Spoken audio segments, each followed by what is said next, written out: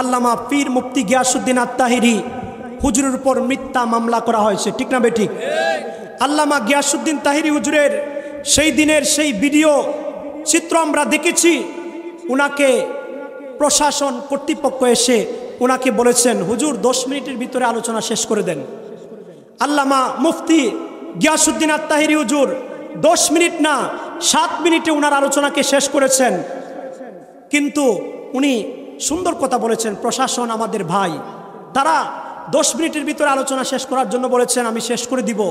আমরা প্রশাসনের লোকের পক্ষে, আমরা প্রশাসনকে সহযোগিতা করে আসছি এবং করব। আমরা সুন্নিরা উগ্র না, ঠিক না বেঠিক? সুন্নিরা আমরা জঙ্গি নয়, সুন্নিরা হচ্ছে আমরা শান্তিপ্রিয় মানুষ। আমরা শান্তিপূর্ণভাবে আমরা আমাদের দাবিগুলো উপস্থাপন করি, ঠিক না বেঠিক? সুন্নিরা কোনোদিন প্রশাসনের গায়ে আঘাত করে না। কিন্তু আল্লামা মুফতি গিয়াসউদ্দিন আত-তাহিরি হুজুর 7 মিনিটে আলোচনা শেষ করার পর কে বা কারা পুলিশের গাড়িতে আক্রমণ করেছে, আক্রমণ করে পুলিশের গাড়ি ভাঙচুর করেছে, পুলিশের কর্মকর্তাদের উপর আঘাত করেছে। এই মামলা তাহিরি হুজুরের উপর কেন? তাহিরি হুজুর তো বলেন নাই যে পুলিশের গাড়িতে আক্রমণ করো। যদি উনি বলতেন তাহলে তো অস্তিত্বই খুঁজে পাওয়া যেত না, ঠিক না বেঠিক? আমরা সুন্নিরা নবী প্রেমিক, আশিক রাসূল, আমরা প্রশাসনকে মান্য করি, দেশের হুকুমকে আমরা মানি, আমরা প্রশাসনের ঊর্ধ্বে যাই না। বাবাজিরা আমার, বন্ধুরা আমার, আল্লামা পীর মুফতি গিয়াসউদ্দিন আত-তাহিরি হুজুরের উপর হয়রানিমূলক মিথ্যা মামলা করা হয়েছে। বাংলাদেশ নয়, ভারতের, পাকিস্তানের বিভিন্ন দেশে আল্লামা পীর মুফতি গিয়াসউদ্দিন আত-তাহিরি হুজুরের উপর মিথ্যা মামলার প্রতিবাদে বিভিন্ন জায়গায় বিক্ষোভ সম্মেলন হচ্ছে, মানববন্ধন হচ্ছে। আমরাও আজকে বিকালবেলা বারিশার জমিনে মানববন্ধন করেছি, শান্তিপূর্ণ মানববন্ধন। বাবাজিরা আমার, বন্ধুরা আমার, সুন্নি মুসলমানরা ভুলে গেলে চলবে না, আমরা শাহজালালের জাতি, আমরা ইমাম হুসাইনের জাতি। ইমাম হুসাইন রাদিয়াল্লাহু তাআলা আনহু সত্য ন্যায়কে প্রতিষ্ঠা করার জন্য জীবন দিয়েছেন। আমরা এমন জাতি বাংলাদেশের মুসলমান যারা সুন্নিয়তকে কায়েম করার জন্য আল্লামা শহীদ শাহেখ নুরুল ইসলাম ফারুকী রহমতুল্লাহ আলাইহি জীবন দিয়ে গেছেন, ঠিক না বেঠিক?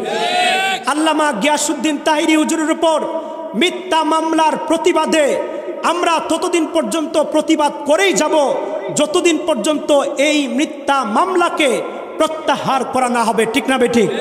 বাবাজিরা আমার, বন্ধুরা আমার, আল্লামা পীর মুফতি গিয়াসউদ্দিন আত-তাহিরি হুজুরের উপর মিথ্যা মামলা করা হয় নাই, আমাদের সুন্নিদের অন্তরে আগুন লাগিয়ে দেওয়া হয়েছে, ঠিক না বেঠিক? গভীর মনোযোগ বাবাজিরা আমার, বন্ধুরা আমার, সুন্নি মুসলমানরা শুধু বসে থাকলে চলবে না। বীরের বেশে আমরা আল্লামা মুফতি গিয়াসউদ্দিন আত-তাহিরি হুজুরের জন্য নয়, আমরা আমার মদিনাওয়ালার জন্য মাঠে নামতে রাজি আছি না নাই? আমরা আজকের এই মাহফিল থেকে জানিয়ে দিতে চাই, আল্লামা পীর মুফতি গিয়াসউদ্দিন আত-তাহিরি হুজুর কেন আমাদের আহলে সুন্নাত ওয়াল জামাতের একদম নগণ্য কোনো আলেমের উপর যদি এইরকম মিথ্যা মামলা করা হয়, আমরা সুন্নি মুসলমানরা গড়ে থাকবো না, ঠিক না বেঠিক? বাবাজিরা আমার, বন্ধুরা আমার, আল্লামা পীর মুফতি গিয়াসউদ্দিন আত-তাহিরি হুজুরের মাধ্যমে আমাদেরকে এই মেসেজ দিচ্ছেন আল্লাহ তাআলা যে আমাদের সুন্নিরা এক হওয়া দরকার, ঠিক না বেঠিক? সুন্নিরা, সারা দেশের সুন্নিরা যদি আমরা এক হয়ে যাই তাহলে আমাদের উপর এই হামলা মামলা করে কোনো লাভ হবে না। বাবাজিরা আমার, বন্ধুরা আমার, শেষ কথা আমি যেটা বলবো, আবার আমরা ইনশাল্লাহ মানববন্ধনের জন্য আমরা ডাক দিব। পুরো নরসিংদী জেলা ব্যাপী আমরা বিশাল বড় আকারে আমাদের বর্তমানে চট্টগ্রাম, হবিগঞ্জ এবং বিভিন্ন জায়গাতে বিশাল বড় বড় মানববন্ধন হচ্ছে। আমরাও শান্তিপূর্ণ মানববন্ধন করতে চাই কি চাই না? আল্লাহ পাক রব্বুল আলামিন এই আয়াতের মধ্যে ডেকে ডেকে বলছেন, ওয়ালিমান খাফা মাকামা রাব্বিহি জান্নাতান, আর যে ব্যক্তি ভয় করবে মাকামা রাব্বিহি, তার প্রতিপালকের সামনে দাঁড়ানোকে, অর্থাৎ যে ব্যক্তি কাল হাসরের ময়দানে আল্লাহ পাক রব্বুল আলামিনের সামনে দণ্ডায়মান হবে, আল্লাহ পাক রব্বুল আলামিনের সামনে দাঁড়িয়ে নিজের হায়াতি জিন্দেগির হিসাব দেওয়ার জন্য দাঁড়ানোটাকে যেই ব্যক্তি ভয় করবে, আল্লাহ পাক রব্বুল আলামিন বলছেন জান্নাতান ওই ব্যক্তির জন্য আমি আল্লাহ পাক রব্বুল আলামিন দুইটা জান্নাত রেখে দিয়েছি। বাবাজিরা আমার, বন্ধুরা আমার, এই আয়াত থেকে কি বুঝলেন? আমার আল্লাহ বুঝাতে চেয়েছেন, বান্দারে এই দুনিয়ার মধ্যে তোমাদেরকে আমি আল্লাহ পাঠিয়েছি। এই দুনিয়ার মধ্যে তোমাদেরকে আমি আল্লাহ এমনি এমনি পাঠাই নাই। এই দুনিয়ার মধ্যে তোমাদেরকে আমি আল্লাহ পাঠিয়েছি ইল্লা লিয়াবুদুন, শুধুমাত্র আমি আল্লাহর ইবাদত করার জন্য। আমি আল্লাহর ইবাদত করার জন্য তোমাদেরকে পাঠিয়েছি। তোমরা আমি আল্লাহর ইবাদত করবা, আমি আল্লাহর আদেশ মানবা, আমি আল্লাহর নিষেধগুলো বর্জন করবা।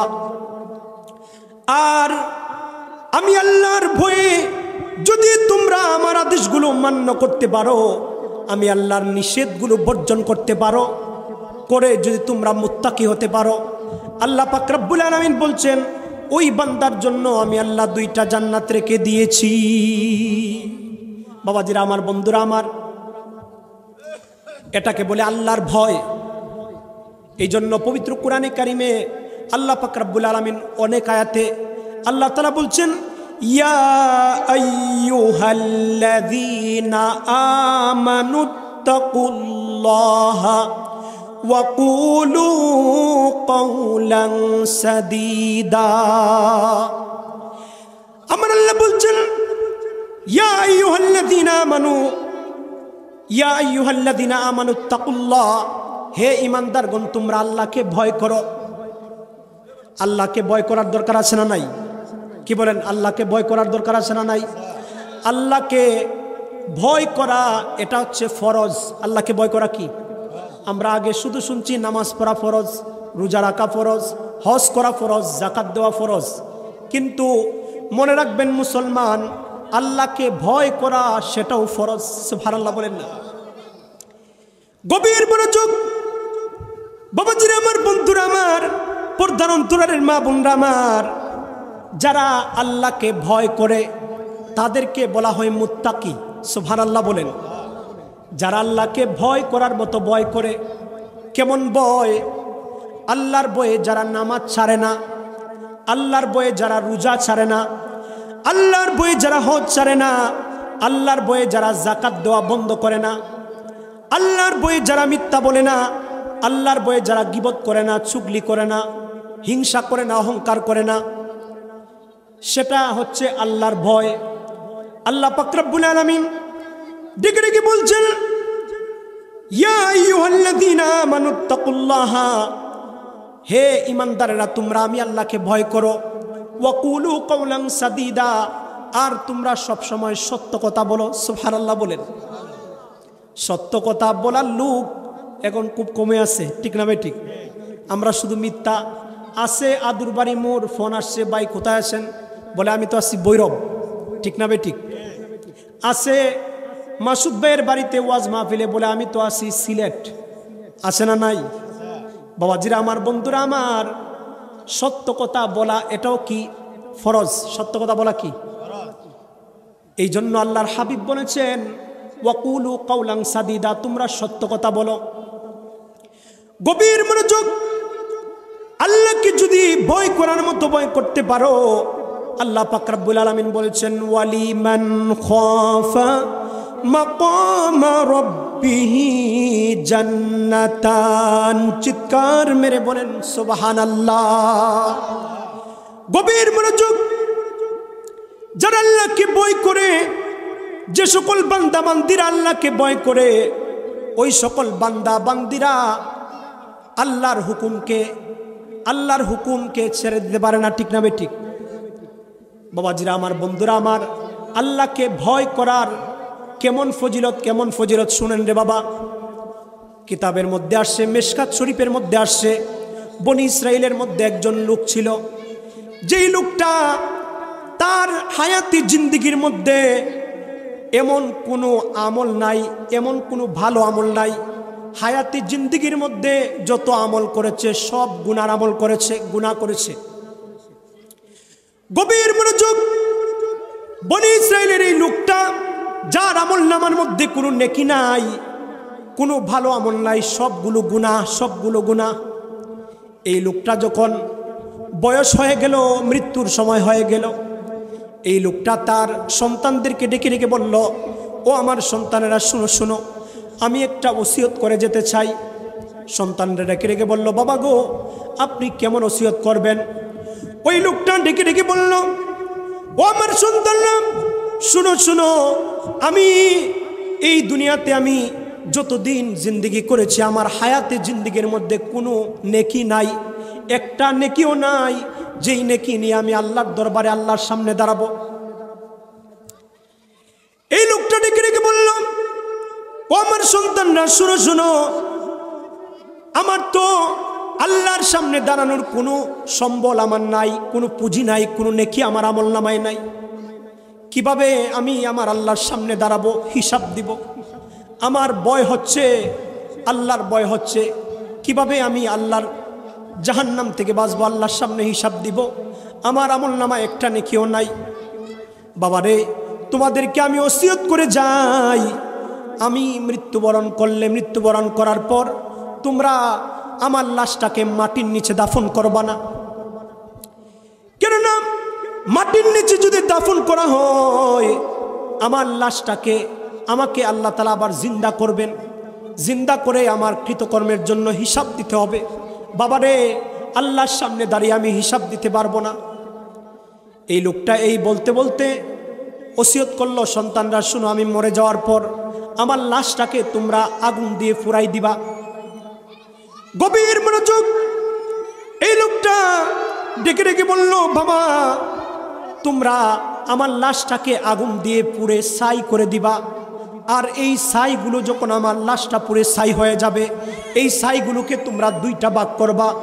একটা ভাগ সমুদ্রের পানির সাথে তোমরা মিশাই দিবা, আরেকটা ভাগ তোমরা বাতাসের সাথে উড়াই দিবা। গভীর মনোযোগ বাবারে, আমার বন্ধুরে আমার। এই ওসিয়ত করার পর এই লোকটা মারা গেল। মারা যাওয়ার পর তার সন্তানরা তার বাবার ওসিয়ত মোতাবেক তার লাশটাকে আগুন দিয়ে জ্বালিয়ে দিল। আগুন দিয়ে জ্বালিয়ে যখন লাশটা যখন ছাই ছাই হয়ে গেল, এই লাশটার ছাইগুলোকে দুইটা ভাগে ভাগ করলো। বাবার ওসিয়ত অনুযায়ী একটা ভাগ সমুদ্রের পানির সাথে মিশাই দিল, আরেকটা ভাগ বাতাসের সাথে মিশাই দিল। এবার হাদিস শরীফের মধ্যে আমার নবী বলছেন, আমার আল্লাহ পাক রব্বুল আলামিন এবার এই লোকটা মরে যাওয়ার পর ছাইগুলো যখন মিশিয়ে দিল পানির মধ্যে আর বাতাসের মধ্যে, আমার আল্লাহ পাক রব্বুল আলামিন ডাক দিয়ে বললেন, ও বাতাস, আমার এই বান্দার ছাইগুলো তোমার মধ্যে মিশিয়ে দিয়েছে। ও বাতাস, আমার হুকুমে এই বান্দার ছাইগুলো একত্রিত করে আমার সামনে একত্রিত করো। বলেন তো, বাতাস আমার আল্লাহর কথা শুনে কি শুনে না? সঙ্গে সঙ্গে বাতাস ওই লোকের ছাইগুলোকে একত্রিত করল। সমুদ্রের পানিকে ডাক দিয়ে বললেন, ও সমুদ্রের পানি, আমার এই বান্দার ছাইগুলো তুমি ফেরত দাও, একত্রিত করো। সমুদ্রের পানি আমার আল্লাহর কথা শুনে কি শুনে না? গভীর মনোযোগ বাবা। তখন সমুদ্রের পানি এই লোকের ছাইগুলোকে একত্রিত করে দিল। সঙ্গে সঙ্গে এই লোকটা পরিপূর্ণ একটা মানুষ হয়ে গেল। আল্লাহু আকবার বলেন। আল্লাহ তাআলা আমাদেরকে মৃত্যুর পর আবার জীবিত করতে পারেন কি পারেন না? বাবারে, বনি ইসরাইলের ওই লোকটাকে জ্বালিয়ে পুড়িয়ে ছাই করে পানির সাথে বাতাসের সাথে মিশিয়ে দেওয়ার পর ওই লোকটাকে আবার আল্লাহ পাক রব্বুল আলামিন আবার জিন্দা করলেন, সশরীরে জিন্দা করলেন। এবার হাদিস শরীফে আমার নবী বলছেন, ওই লোকটা যখন আমার আল্লাহর দরবারে যখন দাঁড়িয়ে গেল, এই লোকটা আমার আল্লাহর সামনে যখন দাঁড়িয়ে গেল, এই লোকটা থরথর করে কাঁপছে, এই লোকের শরীর থেকে গাম বের হচ্ছে। এবার ফেরেশতারা এই লোকটাকে কিছু জিজ্ঞাসা করতে চায়। আমার আল্লাহ ডেকে ডেকে বললেন, ও ফেরেশতারা, থামো, আমার এই বান্দাকে তোমরা জিজ্ঞাসা করবা না, আমি আমার বান্দাকে কিছু জিজ্ঞাসা করি। আল্লাহু আকবার বলেন। আমার আল্লাহ ডেকে ডেকে বললেন, বান্দারে, তুমি তোমার সন্তানদেরকে জ্বালিয়ে দেওয়ার ওসিয়ত কেন করলে? এই লোকটা ডেকে ডেকে বলল, ও গো পরওয়ারদিগার মুনিব মাওলা, আপনার ভয়ে আমি এমন ভীত হয়ে গিয়েছি মাওলা। ও মনিব মাওলা, আপনি তো জানেন আমার হায়াতি জিন্দেগির মধ্যে কোনো নেক আমল আমি করি নাই। আমার হায়াতি জিন্দেগির মধ্যে শুধু গুনাহ আর গুনাহ, গুনাহ আর গুনাহ।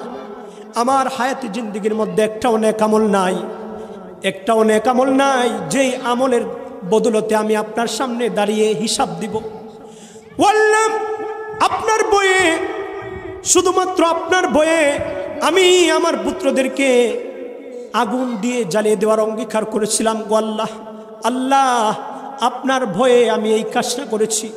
আমার আল্লাহ সঙ্গে সঙ্গে খুশি হয়ে গেলেন, ডাক দিয়ে বললেন, ও ফেরেশতারা শুনো শুনো, আমার যেই বান্দা শুধুমাত্র আমার ভয়ে আমার সামনে দণ্ডায়মান হবে, এই ভয়ে যেই বান্দা তার লাশটাকে জ্বালিয়ে পুড়ে ছাই করে বাতাসের সাথে পানির সাথে মিশিয়ে দিল, সাক্ষীতা করে ফেরেশতারা আমি আমার এই বান্দাটার জীবনের গুনাহগুলো মাফ করে দিয়ে এই বান্দাটাকে জান্নাত দান করে দিলাম।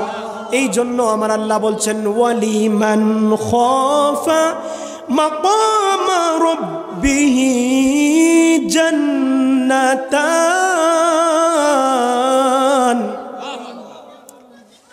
আমার আল্লাহ বলছেন, বান্দারে যদি তোমরা আমি আল্লাহর ভয় তোমাদের অন্তরে থাকে, আমি আল্লাহকে যদি তোমরা ভয় করো, তোমাদের জন্য দুইটা জান্নাত আমি রেখেছি। আল্লাহু আকবার বলে। বাবাজিরা আমার, বন্ধুরা আমার, ওই আল্লাহর ভয় আমাদের অন্তরে থাকার দরকার আছে না নাই? বাবাজিরা আমার, বন্ধুরা আমার, আমার নবীর সাহাবায়ে কেরাম আমার আল্লাহকে ভয় করতেন কি করতেন না? হযরতে উমর ফারুক আজম রাদিয়াল্লাহু তাআলা আনহু আমার আল্লাহকে কেমন ভয় করতেন? হযরত উমরের জীবনীতে আসছে, হযরত উমর রাদিয়াল্লাহু তাআলা আনহু উনি যখন ইন্তেকাল করলেন, যখন তিনি ইন্তেকাল করলেন, ইন্তেকাল করার পর উনাকে গোসল দেওয়ার জন্য যেই লোকগুলো উনাকে গোসল দিচ্ছিল, এই লোকগুলো তাকিয়ে দেখলো উমর ফারুক আজম, যিনি ছিলেন আমিরুল মুমিনিন, অর্ধজাহানের বাদশা।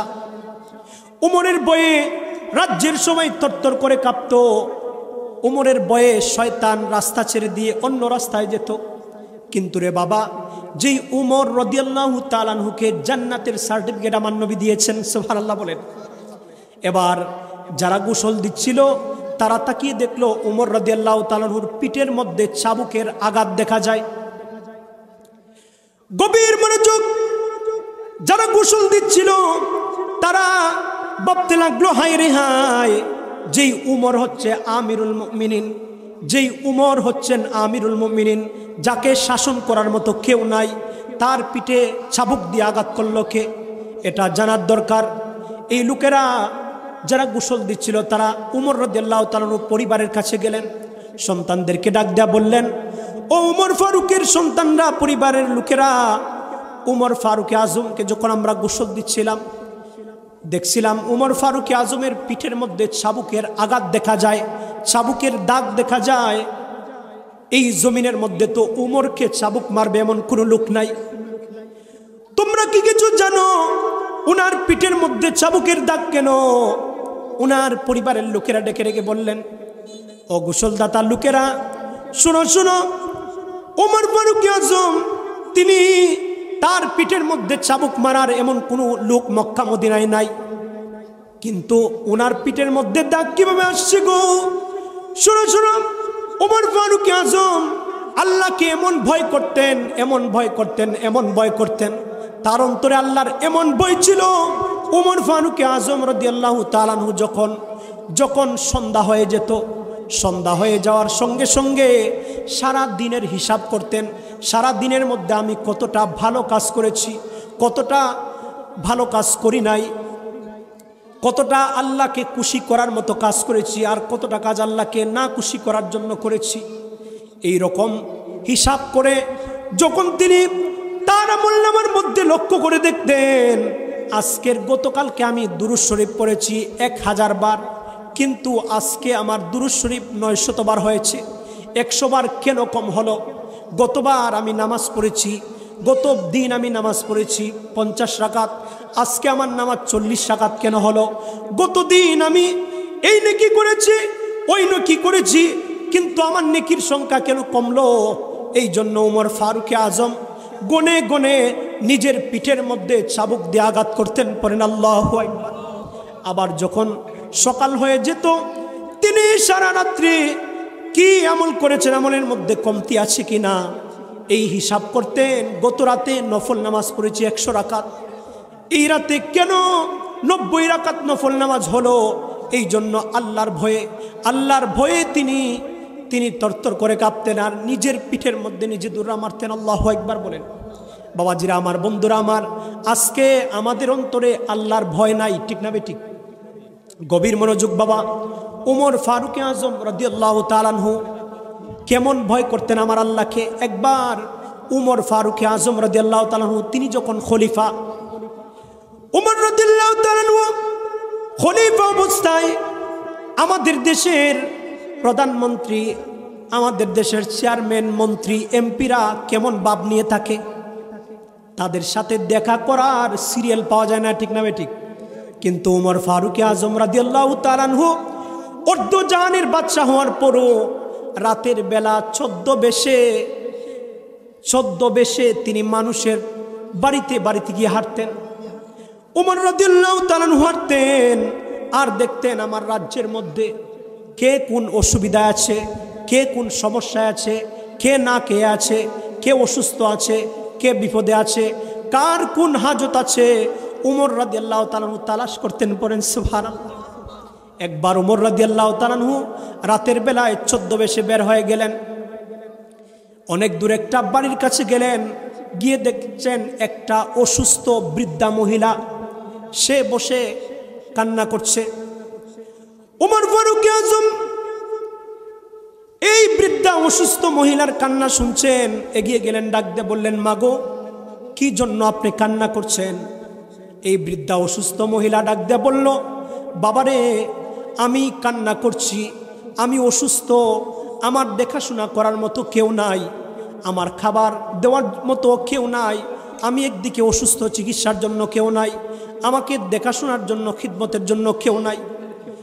ও যুবক, আমি অসুস্থ অবস্থায় আমাকে কেউ চিকিৎসা দেয় না, আমার দেখাশোনা করে না, আমি ক্ষুধার্ত, আমাকে খাবার দেয় না, এই জন্য আমি ক্ষুধার তাড়নায়, অসুস্থতায় ভোগার জন্য আমি কান্না করছি। উমর ফারুক আজম ডাক দিয়ে বললেন, ও মা, আপনার কি দুনিয়ায় কেউ নাই? না, আমার দুনিয়ায় কেউ দেখার মতো কেউ নাই, আমি এই জন্য কাঁদছি রে, আমি এই জন্য কাঁদছি, আমার দেখাশোনার মতো কেউ নাই। উমর ফারুক আজম সঙ্গে সঙ্গে এই মহিলার সেবা করা শুরু করলেন।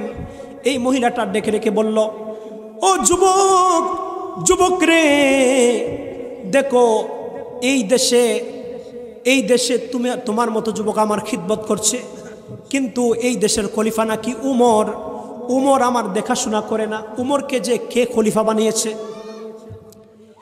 আমার দেখাশোনার কেউ নাই, কিন্তু এই দেশের বর্তমান খলিফা নাকি উমরও আমার খোঁজ খবর নেয় না। কাল হাসরের ময়দানে উমরের বিরুদ্ধে আমি আল্লাহর দরবারে মামলা দিব। সঙ্গে সঙ্গে উমর ফারুক আজমের মনের মধ্যে ভয়ে কম্পন সৃষ্টি হয়ে গেল। উমর ফারুক আজম একটা দৌড় মারলেন, বাইতুল মালের মধ্যে গেলেন। বাইতুল মালের দারোয়ানকে ডেকে ডেকে বললেন, দারোয়ান রে, আমার কাঁধের মধ্যে একটা খাবারের বস্তা আমার কাঁধের মধ্যে দাও। ওই জায়গায়, ওই বাড়িতে একটা বৃদ্ধা অসুস্থ মহিলা পড়ে আছে, তার খাবারের জন্য কিছু ওষুধপত্র নিয়ে গেলেন, নিয়ে দিলেন, মাগো নেও, তোমার জন্য আমি কিছু খাবার নিয়ে আসছি, তোমার জন্য ওষুধ নিয়ে আসছি। এবার এই মহিলাটা এমন খুশি হয়ে গেল, ডাক দিয়ে বলল, ও যুবক, জানি না কে জানি উমর রে খলিফা বানাইছে, আমার কোনো খোঁজখবর নিল না, আমি হাসরের ময়দানে উমরের বিরুদ্ধে মামলা দিব। উমর রাদিয়াল্লাহু তাআলা আনহু এই মহিলা ডেকে ডেকে বলছে, ও যুবক, যদি এই দেশের খলিফা না হয়ে তোমার মতো যুবক তুমি যদি এই দেশের খলিফা হতা, তাহলে আমি বৃদ্ধা, আমার মতো অনেক মানুষের উপকার হতো। সুবহানাল্লাহ বলেন। উমর রাদিয়াল্লাহু তাআলা আনহু আল্লাহর ভয়ে থরথর করে কাঁপছেন, চক্ষু দিয়ে পানি মুবারক জোড়াতে লাগলেন, কেঁদে কেঁদে বললেন, মা গো শুনো, আমি হচ্ছি সেই হতবাগা উমর। সুবহানাল্লাহ বলেন। মা গো, যে উমরের বিরুদ্ধে তুমি মামলা করার জন্য বলছো, এই উমরটা কেউ না, এই উমর হচ্ছে আমি অদম। মা গো, তোমার কদমে পড়ছি গো মা, আল্লাহর দরবারে আমি উমরের বিরুদ্ধে বিচার দিয়েন না। আমি উমর আমার পিঠ পেতে দিলাম, আমি উমরকে তুমি যত ইচ্ছা আমি উমরকে আঘাত করেন, কিন্তু আল্লাহর দরবারে আমি উমরের বিরুদ্ধে নালিশ দিয়েন না। আল্লাহু আকবার বলেন। বাবাজিরা আমার, বন্ধুরা আমার, কিন্তু দেখেন আমাদের দেশে কেমন চিত্র। আমাদের দেশে গরিব অসহায় মানুষের জন্য চাল আসে, তেল আসে, ডাল আসে, কিন্তু এগুলো অনেকে পায় না, আসে না? নাই।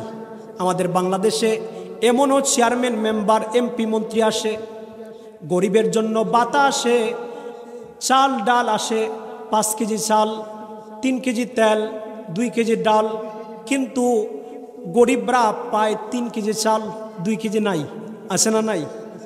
গরিবের টাকা মাইরা, গরিবের চাল মাইরা কোটি কোটি টাকার মালিক প্রতি বছর হজে যায়, আসে না? নাই।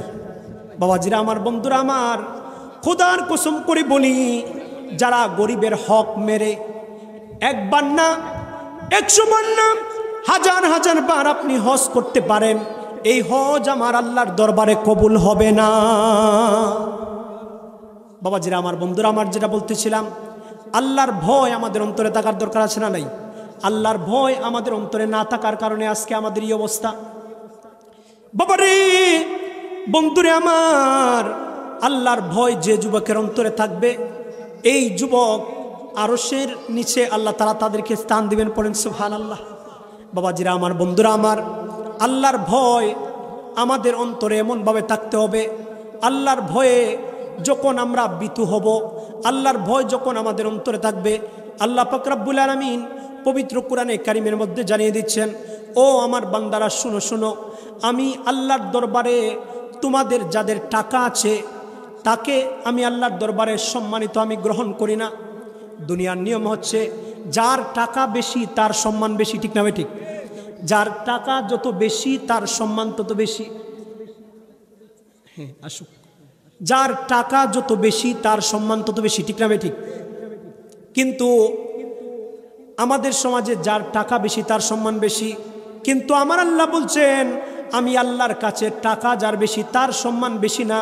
আমি আল্লাহর কাছে সম্মানিত হচ্ছে ওই ব্যক্তি যার অন্তরে যত বেশি আমার ভয়, সে হচ্ছে আমার কাছে তত সম্মানিত। বলেন সুবহানাল্লাহ। না রে, আমাদের অন্তরে থাকার দরকার আছে না? নাই। আল্লাহর ভয় যদি আমার অন্তরে থাকে তাহলে কি আমি নামাজ ছাড়তে পারি? আল্লাহর ভয় অন্তরে থাকলে আমি নামাজ ছাড়তে পারি না, রোজা ছাড়তে পারি না, হজ ছাড়তে পারি না, যাকাত দেওয়া বন্ধ করতে পারি না। আল্লাহর ভয় থাকলে আমি মিথ্যা কথা বলতে পারি না, ঠিক না? ঠিক। বাবাজিরা আমার, বন্ধুরা আমার, আমি ভাইজানকে রেখে আমি 1 মিনিট বিদায় নিচ্ছি। গুরুত্বপূর্ণ কথা বলছি। ইতিমধ্যে আপনারা দেখেছেন সোশ্যাল মিডিয়াতে আমাদের বাংলাদেশের সুন্নি জামাতের অতন্ত্র প্রহরী আল্লামা পীর মুফতি গিয়াসউদ্দিন আত-তাহিরি হুজুরের উপর মিথ্যা মামলা করা হয়েছে, ঠিক না? ঠিক। আল্লামা গিয়াসউদ্দিন তাহিরি হুজুরের সেই দিনের সেই ভিডিও চিত্র আমরা দেখেছি। উনাকে প্রশাসন কর্তৃপক্ষ এসে উনাকে বলেছেন, হুজুর 10 মিনিটের ভিতরে আলোচনা শেষ করে দেন। আল্লামা মুফতি গিয়াসউদ্দিন আত-তাহিরি হুজুর 10 মিনিট না 7 মিনিটে উনার আলোচনাকে শেষ করেছেন। কিন্তু উনি সুন্দর কথা বলেছেন, প্রশাসন আমাদের ভাই, তারা 10 মিনিটের ভিতরে আলোচনা শেষ করার জন্য বলেছেন, আমি শেষ করে দিব। আমরা প্রশাসনের লোকের পক্ষে, আমরা প্রশাসনকে সহযোগিতা করে আসছি এবং করব। আমরা সুন্নিরা উগ্র না, ঠিক না? ঠিক। সুন্নিরা আমরা জঙ্গি নয়, সুন্নিরা হচ্ছে আমরা শান্তিপ্রিয় মানুষ। আমরা শান্তিপূর্ণভাবে আমরা আমাদের দাবিগুলো উপস্থাপন করি, ঠিক না? ঠিক। সুন্নিরা কোনোদিন প্রশাসনের গায়ে আঘাত করে না। কিন্তু আল্লামা মুফতি গিয়াসউদ্দিন আত-তাহিরি হুজুর 7 মিনিটে আলোচনা শেষ করার পর কে বা কারা পুলিশের গাড়িতে আক্রমণ করেছে, আক্রমণ করে পুলিশের গাড়ি ভাঙচুর করেছে, পুলিশের কর্মকর্তাদের উপর আঘাত করেছে। এই মামলা তাহিরি হুজুর উপর কেন? তাহিরি হুজুর তো বলেন নাই যে পুলিশের গাড়িতে আক্রমণ করো, যদি উনি বলতেন তাহলে তো অস্তিত্বই খুঁজে পাওয়া যেত না, ঠিক না বে ঠিক? আমরা সুন্নিরা নবী প্রেমিক, আশিক রাসূল, আমরা প্রশাসনকে মান্য করি, দেশের হুকুমকে আমরা মানি, আমরা প্রশাসনের ঊর্ধ্বে যাই না। বাবাজিরা আমার, বন্ধুরা আমার, আল্লামা পীর মুফতি গিয়াসউদ্দিন আত-তাহিরি হুজুরের উপর হয়রানিমূলক মিথ্যা মামলা করা হয়েছে। বাংলাদেশ নয়, ভারতের, পাকিস্তানের বিভিন্ন দেশে আল্লামা পীর মুফতি গিয়াসউদ্দিন আত-তাহিরি হুজুরের উপর মিথ্যা মামলার প্রতিবাদে বিভিন্ন জায়গায় বিক্ষোভ সম্মেলন হচ্ছে, মানববন্ধন হচ্ছে। আমরাও আজকে বিকালবেলা বারিশার জমিনে মানববন্ধন করেছি, শান্তিপূর্ণ মানববন্ধন। বাবাজিরা আমার, বন্ধুরা আমার, সুন্নি মুসলমানরা ভুলে গেলে চলবে না, আমরা শাহজালালের জাতি, আমরা ইমাম হুসাইনের জাতি। ইমাম হুসাইন রাদিয়াল্লাহু তাআলা আনহু সত্য ন্যায়কে প্রতিষ্ঠা করার জন্য জীবন দিয়েছেন। আমরা এমন জাতি বাংলাদেশের মুসলমান যারা সুন্নিয়তকে কায়েম করার জন্য আল্লামা শহীদ শাহেখ নুরুল ইসলাম ফারুকী রহমতুল্লাহ আলাইহি জীবন দিয়ে গেছেন, ঠিক না বেঠিক? আল্লামা গিয়াসউদ্দিন তাহিরি হুজুরের উপর মিথ্যা মামলার প্রতিবাদে আমরা ততদিন পর্যন্ত প্রতিবাদ করেই যাব যতদিন পর্যন্ত এই মিথ্যা মামলাকে প্রত্যাহার করা না হবে, ঠিক না বেঠিক? বাবাজিরা আমার, বন্ধুরা আমার, আল্লামা পীর মুফতি গিয়াসউদ্দিন আত-তাহিরি হুজুরের উপর মিথ্যা মামলা করা হয় নাই, আমাদের সুন্নিদের অন্তরে আগুন লাগিয়ে দেওয়া হয়েছে, ঠিক না বেঠিক? গভীর মনোযোগ বাবাজিরা আমার, বন্ধুরা আমার, সুন্নি মুসলমানরা শুধু বসে থাকলে চলবে না। বীরের বেশে আমরা আল্লামা মুফতি গিয়াসউদ্দিন আত-তাহিরি হুজুরের জন্য নয়, আমরা আমার মদিনাওয়ালার জন্য মাঠে নামতে রাজি আছি না নাই? আমরা আজকের এই মাহফিল থেকে জানিয়ে দিতে চাই, আল্লামা পীর মুফতি গিয়াসউদ্দিন আত-তাহিরি হুজুর কেন আমাদের আহলে সুন্নাত ওয়াল জামাতের একদম নগণ্য কোনো আলেমের উপর যদি এইরকম মিথ্যা মামলা করা হয়, আমরা সুন্নি মুসলমানরা গড়ে থাকবো না, ঠিক না বেঠিক? বাবাজিরা আমার, বন্ধুরা আমার, আল্লামা পীর মুফতি গিয়াসউদ্দিন আত-তাহিরি হুজুরের মাধ্যমে আমাদেরকে এই মেসেজ দিচ্ছেন আল্লাহ তাআলা যে আমাদের সুন্নিরা এক হওয়া দরকার, ঠিক না বেঠিক? সুন্নিরা, সারা দেশের সুন্নিরা যদি আমরা এক হয়ে যাই তাহলে আমাদের উপর এই হামলা মামলা করে কোনো লাভ হবে না। বাবাজিরা আমার, বন্ধুরা আমার, শেষ কথা আমি যেটা বলবো, আবার আমরা ইনশাল্লাহ মানববন্ধনের জন্য আমরা ডাক দিব। পুরো নরসিংদী জেলা ব্যাপী আমরা বিশাল বড় আকারে আমাদের বর্তমানে চট্টগ্রাম, হবিগঞ্জ এবং বিভিন্ন জায়গাতে বিশাল বড় বড় মানববন্ধন হচ্ছে। আমরাও শান্তিপূর্ণ মানববন্ধন করতে চাই কি চাই না? বাবাজিরা আমার, বন্ধুরা আমার, যে কোনো সময় আমরা ডাক দিব, আপনারা আমাদের ডাকে সাড়া দিবেন, এই প্রত্যাশা রেখে শেষ করছি। আসসালামু আলাইকুম ওয়া রাহমাতুল্লাহি ওয়া বারাকাতুহু। লা ইলাহা লা ইলাহা বহু দূরে মদিনা আমরা কেমনে যাব জানি না, বলেন বহু দূরে মদিনা আমরা কেমনে যাব জানি না। দয়াল আল্লাহ দয়া করো, দয়াল আল্লাহ দয়া করো, ফুরাও মনের বাসনা। লা ইলাহা ইল্লাল্লাহ, লা ইলাহা লা ইলাহা ইল্লাল্লাহ, লা ইলাহা। সাদত জান্নাত বানাইল মনের মতো সাজাইল, সাদত জান্নাত বানাইল মনের মতো।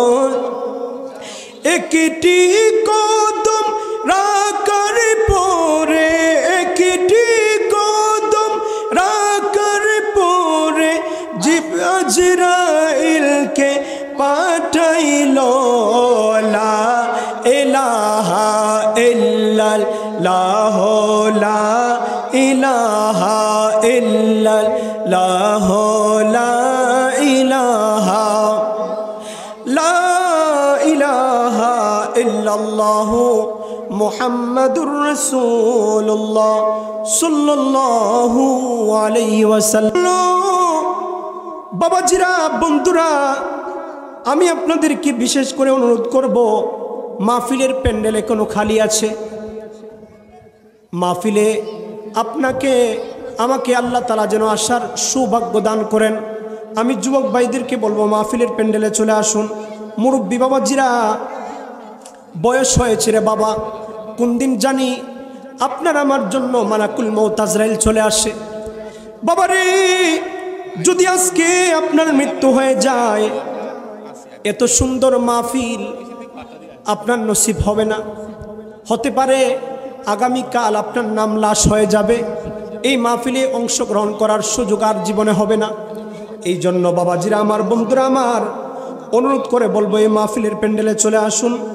আসুন আমরা একটু আল্লাহ তাআলার ইসমে জাতের জিকির করি। আল্লাহ আল্লাহ আল্লাহ আল্লাহ আল্লাহ আল্লাহ আল্লাহ আল্লাহ আল্লাহ আল্লাহ আল্লাহ আল্লাহ। ও বুঝ মনোরে ডুবল বেলা দেখে না চাহিয়া। আল্লাহ আল্লাহ আল্লাহ আল্লাহ। ও বুঝ মনোরে ডুবল বেলা দেখে না চাহিয়া। আল্লাহ আল্লাহ আল্লাহ আল্লাহ আল্লাহ আল্লাহ। পর পারের ডাকা শিলে, পর পারের ডাকা শিলে, পারে হবি তুই কি লইয়া মন, পারে হবি তুই কি লইয়া। ডুবল বেলা দেখে না চাহিয়া।